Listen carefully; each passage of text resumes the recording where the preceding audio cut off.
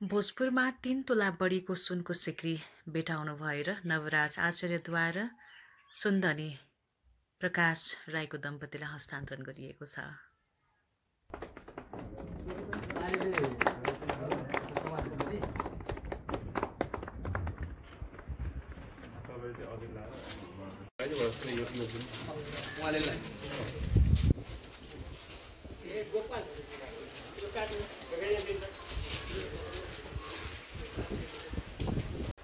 प्रसाद कार्कीज्यू, त्यसै गरी यशोधरा माध्यमिक विद्यालयका हेडमास्टर, त्यसै गरी बुद्धिजीवी समाजसेवी यहाँ सम्पूर्ण उपस्थित हुनुहुने मान्यजनहरूमा मेरो नमस्कार। यो सिक्रीको क्रममा मैले के भन्न चाहन्छु भने उहाँहरूको गत 28 गते बुधबारको दिन बिहान कति बजे हराएको थियो मलाई यकिन थाहा भएन। मेरो माथिल्लो पुरानो घरतिर गएको थिएँ, त्यहाँबाट झरेर मलाई पनि सन्तुष्टि भएन। किन सन्तुष्टि भएन भन्दाखेरि अब छिमेकको कुरा, अब यो छिमेकै एक खालको चाहिँ मैले छिमेक मात्रै नभएर गाउँ टोलै अँधेरो देखेँ त्यो समयमा। अनि त्यही अब खोज्न जाँदा अब यो त सुन त कसैलाई जुरेकोले पनि पो भेट्छ भन्ने खालको बुढापाकाहरूको उखान पनि सुनेको थिएँ। त्यो क्रममा जाँदै गर्दा यो बहिनी त यो गाई लाउन यो साइड पनि जान्थे भन्ने खालको गरेर अनि मेरो त्यो कटेरादेखि अलिकति परतिरपट्टि अनि म यसो एउटा लौरोले खोज्दै गएँ। लौराले खोज्दै जाँदाखेरि त्यो पत्थर के भन्छ त्यो देखेँ मैले। त्यो देखेपछि फेरि त्यो लौराले तानिसकेपछि सुनको त्यो सिक्री आयो। सिक्री आइसकेपछि बुढापाकाको उखान अनुसार त्यो सल्लकै नटिप्नु भन्थे। मैले थुथु गरेँ, देब्रे खुट्टाले टिचेर देब्रे हातले त्यो सुन झिकेँ। अनि मैले सुन भेटाएँ भने उहाँहरूलाई र पनि विश्वास लागेन होइन। विश्वास नलागिसकेपछि उहाँ आत्तिएर कुदेर आउनुभयो सबैजना। अनि उहाँको छोरी आउनुभयो। छोरी आइसकेपछि हो मम्मी भन्नुभयो। अनि त्यो सिक्री भेटाइसकेपछि एक खालको मैले आत्मगलानी गरेँ। मैले त्यो 5.5 लाखको सम्पत्ति भेटाएको हो, तर मैले के हो गरेँ, आत्मगलानी गरेँ भने अब यो टोल पनि खुसी भयो, समाज पनि खुसी भयो। मलाई एक खालको के छाप पर्न गयो भने यो मैले भोलि लुकाएँ भने मैले अन्य केही सम्झिनँ। दिनमा हिँड्ने सूर्य छन्, रातमा हिँड्ने चन्द्रमा छन्, कसैले भला नदेख्ला, उहाँहरूले देख्नुहुन्छ।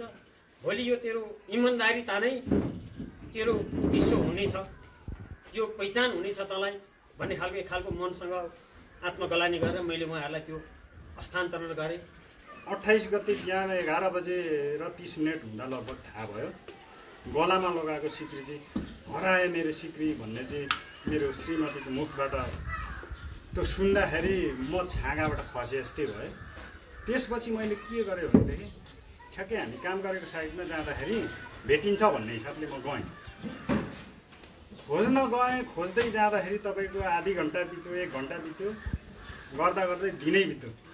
त्यसपछि म गएँ, म होपलेस भएँ है। लगभग अब आधी करोडको हाराहारीमा अब पुरै सम्पत्ति गुमाइयो है। अब फेरि यस्तै खालको तरिकाले चाहिँ 1 करोड गुमाइयो भने चाहिँ अब बाटो लागिन्छ कि क्या हो भन्ने कुराहरू पनि मैले साथीभाइसँग मनमा लागेको कुरा मैले ढाँटिन लुकाइन। मैले त्यस्तो कुराहरू एक्सप्रेस गरेँ। उहाँलाई मैले मेरो छिमेकी,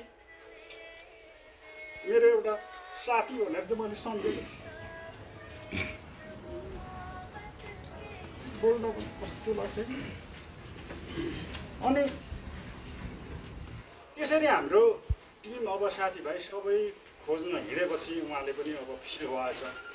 साथीलाई परेको पीडा अब उहाँ आफूलाई परेको जस्तो भएर चाहिँ उहाँ खोज्न जानुभएछ। एक्लै गइसकेपछि उहाँले तपाईँको आफ्नै बोटको अगाडिबाट पनि बहिनी अब हिँडेको थियो, खसालेको छ कि भनेर चाहिँ तपाईँको त्यो धुलोमा चाहिँ सिन्काले कोट्याउँदै हेर्दाखेरि चाहिँ उहाँले फेला पार्नु भएछ। उहाँको ठाउँमा अरू कोही भएको भएदेखि त्यो सम्पत्ति होइन, त्यो सामान हाम्रो हात लागि नहुन पनि सक्थ्यो होला। मैले त्यति बेला पनि भने साथीहरूसँग मैले मनमा सोचेँ यदि मेरो हातमा त्यो सामान परेको भए म के गर्थेँ होला। उहाँले त मलाई जिम्मा लगाइदिनु भयो, म त खुसी भएँ। म चाहिँ त्यहाँ भएको भए म के गर्थेँ होला भनेर प्रश्न चिन्ह ममाथि खडा हो। अनि त्यसपछि उहाँ भएको ठाउँमा चाहिँ सामान देखेर चाहिँ विश्वास भयो। सुरुमा त सपना जस्तै लाग्यो, विश्वास भयो। त्यसपछि मलाई गर्व लाग्यो। उहाँ भनेको चाहिँ अब यस्तो मान्छे रहेछ उहाँ मेरो मित्र मेरो छिमेकी मात्र नभएर चाहिँ एउटा इमान्दारिताको चाहिँ एउटा प्रतीक, इमान्दारिताको चाहिँ एउटा उदाहरण रहेछ उहाँ चाहिँ।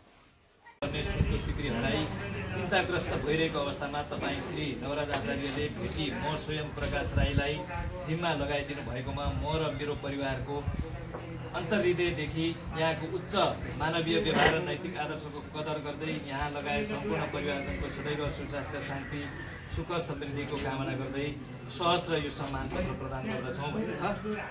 र यसमा सम्बन्धित व्यक्ति हुनुहुन्छ प्रकाश राई र वडाध्यक्ष भोजपुर नगरपालिका 12 वडा कार्यालय टक्सार भोजपुर श्री देवी प्रसाद कार्की वडाध्यक्षज्यूलाई म यो सम्मान पत्रबाट सम्मान